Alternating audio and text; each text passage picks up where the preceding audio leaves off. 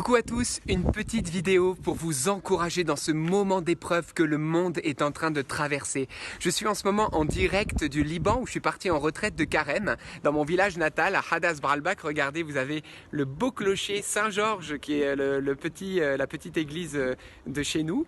Et puis regardez la belle plaine de la Beka là juste à côté, c'est très très beau. Enfin bon, juste pour vous dire frères et sœurs qu'il y a de l'espérance. Ne vous laissez pas miner par la peur, morfondre par la peur, mais il y a véritablement une paix qui peut naître en cet instant. Alors oui, clairement c'est sûr, il y a une épidémie, il y a une pandémie, il y a un virus, certes invisible, mais qui fait tant parler de lui. Mais j'aimerais vous dire, frères et sœurs, alors bien sûr suivez les recommandations sanitaires, on est d'accord, mais je vous en prie, ne laissez pas la peur entrer dans votre cœur. Ne laissez pas le trouble, l'inquiétude, et puis toutes ces choses vous ronger de l'intérieur, parce que véritablement, notre paix n'est pas dans les événements du monde. Et ne mettez pas votre paix dans les événements du monde. Notre paix est dans une personne, dans la parole d'une personne. Cette personne, c'est Jésus.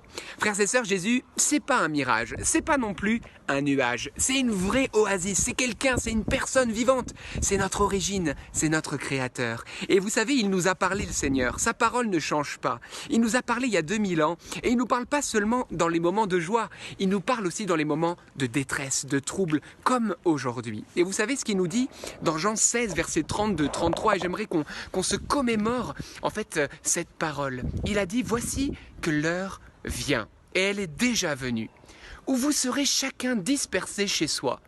Clairement, oui, elle est vraiment déjà venue, cette heure, c'est ce que nous vivons, les frontières sont fermées. Mais regardez ce que dit Jésus.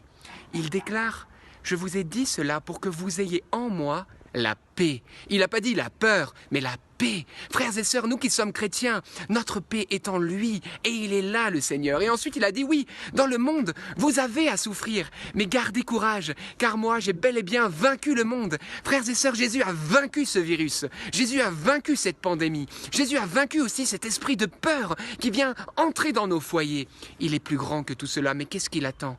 Il attend que nous venions à lui.